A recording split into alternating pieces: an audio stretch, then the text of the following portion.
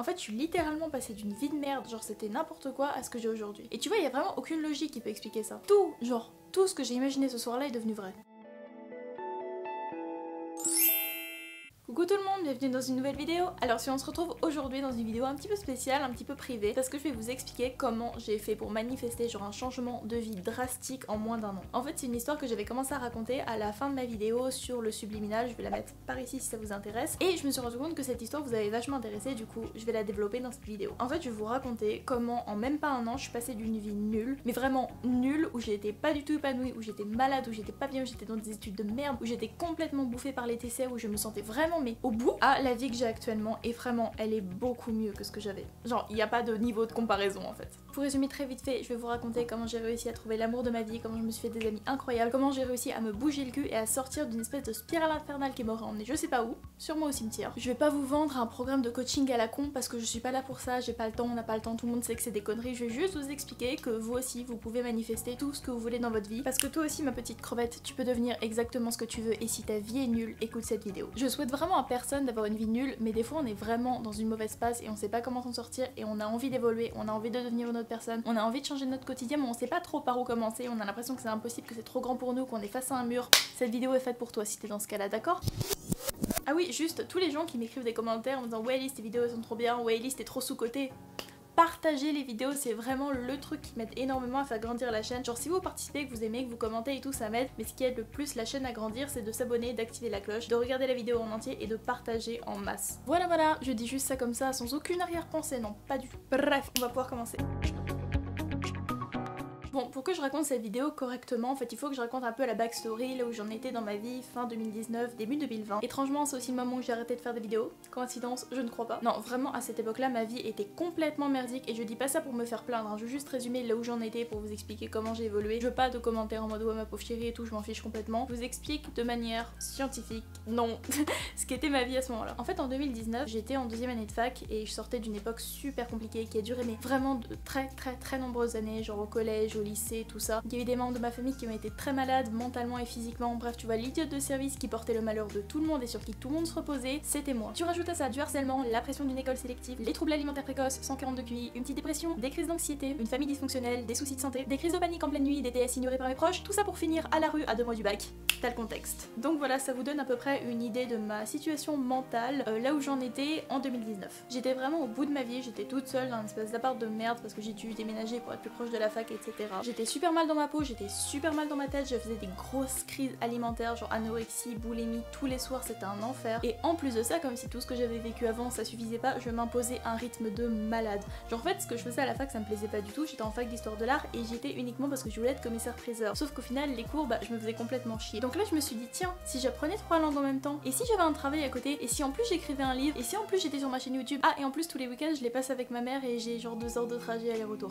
Nice. Encore maintenant quand j'y réfléchis et que je regarde en arrière et que je vois la situation dans laquelle j'étais, je sais pas si j'arrive à bien le résumer à la caméra, mais je me dis mais pourquoi j'ai fait ça? J'étais déjà KO dans ma tête et je me suis rajouté une pression supplémentaire en me forçant à faire 3500 trucs, j'ai pas compris. Et le truc c'est qu'avec tout ça j'étais clairement pas épanouie, et je dis pas ça dans le sens oh pauvre petite chérie elle est pas épanouie dans sa vie, non j'étais vraiment dans la merde, genre tu vois la merde en dessous. J'avais aucune vie sociale, j'avais aucun pote, j'étais complètement seule, je parlais à personne quand j'étais à la fac, en fait j'étais vraiment dans mon mood, j'avais des œillères comme ça sur les côtés et je vivais ma vie un petit peu comme un robot jour après jour et j'avais toujours peur de péter un câble du jour au lendemain. Et en plus je faisais des insomnies, ça j'en ai pas parlé non plus. Je faisais des insomnies parce que j'étais dans... Enfin j'ai toujours fait des insomnies. En plus j'étais dans un quartier de merde et je sous-louais un appart de merde à un russe qui m'appelait à 22 h le soir pour me demander s'il pouvait passer chez moi et qui venait toquer des fois comme ça au hasard à ma porte pour savoir si j'étais chez moi, s'il pouvait rentrer, s'il pouvait me taper la discute. C'est pas normal, on est d'accord. Tout ça pour dire, fin 2019 j'étais vraiment pas bien et j'étais en train de glander sur YouTube etc, chercher des vidéos subliminales pour faire ma vidéo sur le subliminal, et là j'ai commencé à tomber sur plein de vidéos qui parlaient de la loi de l'attraction, de comment changer sa vie, de comment manifester des changements etc, et au final ça m'a vachement intéressée et je me suis dit pourquoi pas. Et le truc c'est qu'à ce moment-là j'en étais à un point où je voulais tellement changer mon environnement, genre j'en pouvais plus de ce que je vivais, et je pense que c'est cette espèce de désir de vouloir changer qui était tellement puissant, cette espèce de ras-le-bol qui était tellement fort. Je pense que c'est pour ça que ça fonctionnait en fait, parce que si tu désires pas réellement les changements que tu imagines, ça fonctionnera pas. Tu vois, faut vraiment être poussé par un désir très profond de changement. Du coup, ce qui s'est passé, c'est que j'ai réuni plein d'informations et j'ai écouté cette vidéo là. Genre pas n'importe quelle vidéo, j'ai écouté cette vidéo là précisément. Je me suis allongée dans mon lit, je me suis relaxée, j'ai fermé les yeux, j'ai écouté cette vidéo là et à ce moment là j'ai visualisé tout ce que je voulais changer dans ma vie. Ah oui, juste une précision par rapport à la visualisation, par rapport aux affirmations etc. Quand tu veux changer des choses dans ta vie, il faut pas visualiser en se disant du négatif. Faut pas te dire je ne veux plus vivre dans cet appartement là, faut te dire je veux vivre dans tel appartement, je veux avoir telle chose dans ma vie. Je sais pas si c'est très clair mais en gros il faut affirmer le positif et pas négatifier le négatif. C'était pas français. Donc du coup ce que j'ai fait, c'est que je me suis allongée dans mon lit, genre j'ai fait ça avant de dormir, j'ai essayé le plus possible de me relaxer et j'ai commencé à méditer, à visualiser ce que je voulais avoir dans ma vie. Et pas d'un point de vue matériel, je me suis pas dit ouais je veux devenir riche, ouais je veux vivre sur un yacht, ouais je vais aller en vacances à Bora Bora. En fait j'ai plutôt visualisé ça sur l'ordre de l'atmosphère, genre ce que je voulais ressentir dans ma vie et le quotidien que je voulais expérimenter. Yo, c'est la Elise du montage qui est en train de mourir de chaud et qui trouvait que la suite était très mal expliquée, du coup je vais recommencer. Alors, qu'est-ce que je racontais dans la vidéo? Oui, en fait je pense que je me suis arrêtée au moment où je parlais de la visualisation, tout ça. Attends, je vais remonter la caméra. Bon, du coup la nuit où j'ai voulu tester ce truc là, je me suis mis dans mon lit, je me suis relaxée, j'ai essayé de me détendre le plus possible et j'ai commencé à visualiser ce que je voulais atteindre dans ma vie. Et du coup évidemment vous allez me demander ce que j'ai visualisé et je vais vous expliquer. Alors le tout premier truc que j'ai visualisé c'était vraiment d'être dans un nouvel appartement, d'être dans un endroit dans lequel je me sens bien, d'être dans un endroit dans lequel je peux vraiment m'exprimer, d'être vraiment dans un endroit où je peux m'épanouir et où je me sens chez moi parce que je me sentais pas du tout chez moi là où j'étais à l'époque. En fait je voulais juste vivre dans un endroit lumineux, dans un endroit dans lequel je me sens bien, dans un endroit dans lequel je peux m'épanouir, je peux créer, je peux inventer des choses et pas dans un endroit un peu glauque dans lequel je me sens tout le temps en danger. Un autre truc que j'avais visualisé c'était que je voulais être entourée de gens bienveillants, de gens avec qui je pouvais être pleinement moi-même parce que tu vois quand t'as été harcelée pendant 10 ans il y a des conséquences et t'as une petite anxiété sociale qui s'incruste et je voulais plus ressentir ça avec les gens avec qui j'étais et je voulais vraiment pouvoir m'exprimer moi-même et être avec des gens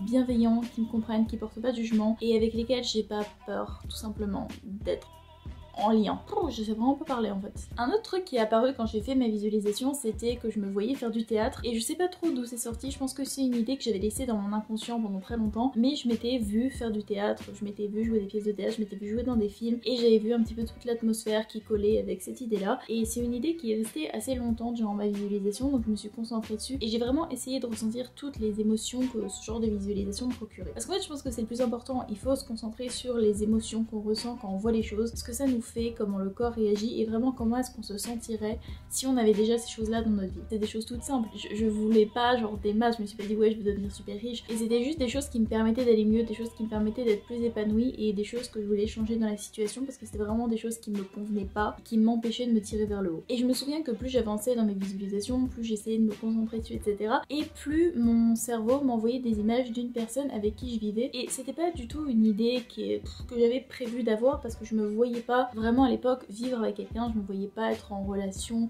romantique avec qui que ce soit, c'était vraiment pas une idée qui m'était apparue à l'époque. Mais étrangement, plus j'avançais dans mes visualisations, plus je me voyais vivre avec une personne et je me sentais vraiment à l'aise avec cette personne et je me sentais vraiment épanouie et je sentais qu'on avait une relation beaucoup plus forte que de l'amitié et plus je voyais du coup cette visualisation se dérouler devant mes yeux, plus je la laissais faire et plus je ressentais un peu toutes les émotions qui collaient à cette visualisation là, plus je me disais que c'était au final quelque chose qui me manquait énormément dans ma vie et que je manquais à l'époque énormément d'affection et que j'aurais aimé changer cette chose dans ma vie aussi. Mais c'était pas du tout une idée avec laquelle j'étais partie, c'est vraiment une idée qui est venue dans le flot des images qui sont arrivées. Et du coup par rapport à la visualisation, croyez-le ou non mais tout ce que j'ai visualisé cette nuit là s'est réalisé dans l'année qui a suivi et le changement, enfin le premier changement est apparu dès le lendemain. Parce que le lendemain mes petites crevettes, j'ai rencontré la personne avec qui maintenant je vis.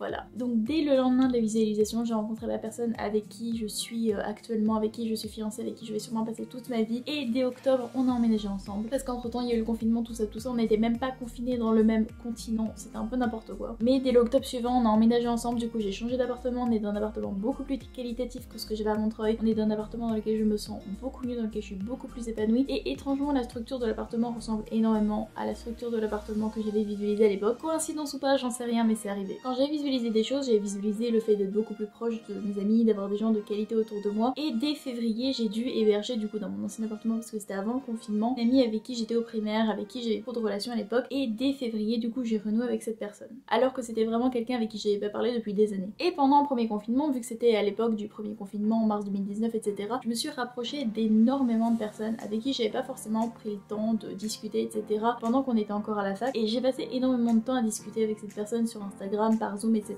Et en fait le truc c'est que j'avais jamais remarqué à quel point ces personnes étaient bienveillantes, à quel point je m'entendais bien avec elles. Et le truc c'est qu'au fur et à mesure du temps, ces personnes là sont vraiment devenues très proches. Et je pense que si j'avais pas eu un peu ce désir là de m'ouvrir aux gens et de découvrir plus de personnes, vraiment de tisser de nouvelles relations avec des gens, c'était quelque chose de très prononcé dans ma visualisation. Je pense que si j'avais pas eu cette démarche là, j'aurais jamais pu rencontrer ces personnes là et découvrir à quel point elles étaient incroyables. Et du coup après en mars il y a eu le premier confinement et j'en ai profité pour prendre du temps pour moi parce que de toute façon on était tous coincés chez soi et j'ai vraiment pu prendre du temps pour moi, sortir de l'espèce de spirale infernale dans laquelle je m'étais foutue au début de l'année. Je vous avais dit, avec le travail que j'ai à côté, avec la fac, avec les langues, avec le fait d'aller voir ma mère, avec le fait de tout qui s'accumulait en même temps, je m'en sortais plus du tout. Et là j'ai vraiment pris le temps de me poser, de me relaxer et je sais que j'ai énormément eu de chance parce que j'ai pas très mal vécu le premier confinement parce que j'étais vraiment dans une espèce de soupape de surcharge mentale et ça m'a vraiment permis de me décharger. Mais je sais que beaucoup de personnes l'ont très mal vécu et je prends pas du tout mon cas pour une généralité. Bon, en octobre j'ai quand même fait un burn-out mais je pense que c'était plus lié à la pression accumulée depuis des années, plus au fait que j'avais appris que les 2 ans que j'avais passé à la fac dans ma licence me servaient à rien parce que j'avais uniquement fait ces 2 années là pour être commissaire priseur et on m'a dit ah mais non en fait ça sert à rien, il faut que tu te tapes 50 droits plus un concours plus 2 ans de stage plus un autre concours et j'étais là en mode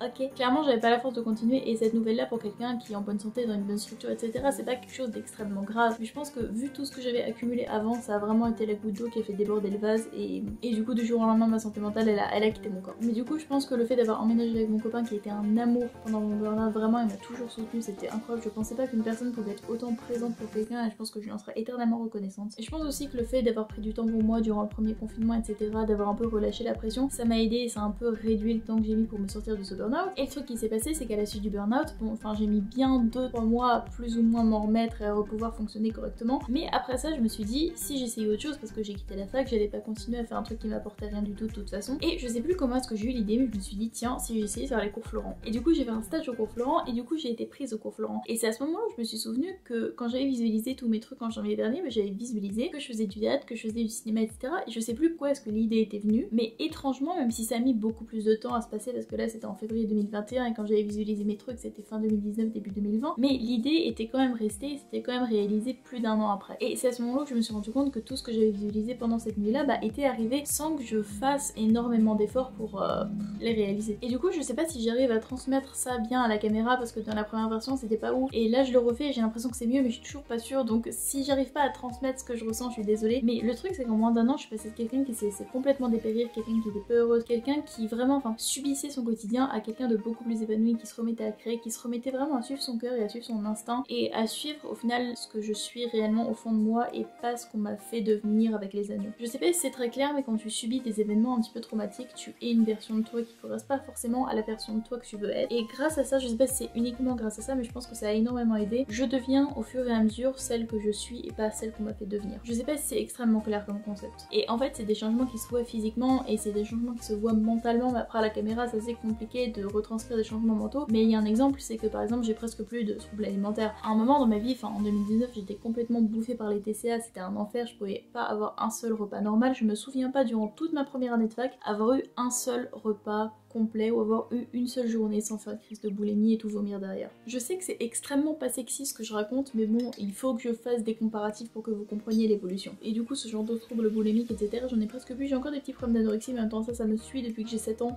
donc je pense que ça va mettre du temps à se décanter on va dire, mais par rapport à tout ce qui était boulimie etc et que ça me pourrissait la vie j'en ai presque plus et c'est une évolution mentale dont je suis extrêmement fière et je sais pas si c'est extrêmement facile de comprendre ce que ça fait quand on n'a pas vécu ça mais de mon point de vue c'est un changement énorme et juste par rapport à ça je suis ravie, je sais pas si c'est le mot, du chemin que j'ai parcouru en 1 an et demi. Et justement je pense que quand on est coincé dans ce genre de période difficile, la visualisation peut aider à s'en sortir ou en tout cas peut aider à faire le premier pas vers la guérison. Bref, je sais plus où je voulais en venir avec ça. Si, je voulais faire un test avec vous du coup. Parce que comme vous l'avez vu dans la vidéo, tout ce que j'ai visualisé s'est réalisé et a commencé à se réaliser dès le premier jour après la visualisation. Et le dernier événement un petit peu, on va dire, marquant de cette visualisation, c'est dur à dire, s'est réalisé plus d'1 an après. Donc c'est vraiment quelque chose qui a pris du temps. Du coup je me suis dit qu'on allait faire un test et que j'allais faire une petite liste de choses que j'allais visualiser et que ce soir j'allais revisualiser ces choses là avec la même méthode, de la même manière dont j'ai visualisé la première fois. Et du coup j'ai noté tout ça dans ce petit carnet, je vais pas vous montrer ce que j'ai écrit parce que j'ai pas envie de vous spoiler, mais dans 1 an du coup on va faire une vidéo débriefing de ce qui s'est passé et on va vérifier si ce que j'ai écrit là-dedans s'est réalisé ou non. Je trouvais que c'était intéressant de faire un test comme ça avec vous, j'aime bien tester des trucs, c'est comme les vidéos subliminales, j'aime bien tester avec vous et vous montrer les résultats pour voir si ça marche ou pas. Mais du coup comme pour moi ça a très bien marché la première fois, il y a aucune raison que pour vous ça marche pas. Et du coup ce que je vous propose de de faire, c'est de faire le test avec moi et vous aussi d'écrire sur une feuille de papier ce que vous voulez avoir dans votre vie, ce que vous voulez changer dans votre quotidien, de visualiser ce soir avec la vidéo que je vous ai proposée, que je vous ai montrée dans cette vidéo là ou avec une autre comme si ça vous inspire. Et dans un an du coup on va faire une vidéo comparative et vous pourrez si vous voulez aussi partager genre les résultats que vous avez vus etc dans les commentaires, ça me ferait énormément plaisir de voir votre évolution en même temps. Et du coup si ça refonctionne encore pour moi et si ça fonctionne pour vous, ça veut dire qu'on aura trouvé le cheat code de la vie et que clairement tout ce qu'on veut on peut l'obtenir. Et je pense que de toute façon le mental et la manière dont on conçoit notre quotidien et dont on veut évoluer dans la vie a un énorme impact sur ce qu'on est et sur ce qu'on devient, donc voilà, je propose ça comme alternative. Et voilà, c'est la fin de cette vidéo, j'espère qu'elle vous a plu, j'espère qu'elle vous a inspiré. Si c'est le cas, vous pouvez mettre un petit j'aime, un petit commentaire, vous pouvez la partager à un proche si vous pensez que quelqu'un de votre entourage en a besoin. Et si vous avez des questions par rapport à la visualisation, par rapport aux résultats que j'ai eu ou par rapport à n'importe quoi d'autre, vous pouvez les laisser dans les commentaires et j'y répondrai. Et je pense que si j'ai assez de questions, je ferai une vidéo réponse dans laquelle je répondrai à toutes vos questions. Et si vous n'êtes pas encore abonné, vous pouvez le faire maintenant et surtout n'oubliez pas d'activer la cloche. Voilà, je vous laisse, c'est la fin de cette vidéo, des bisous les crevettes. Mouah.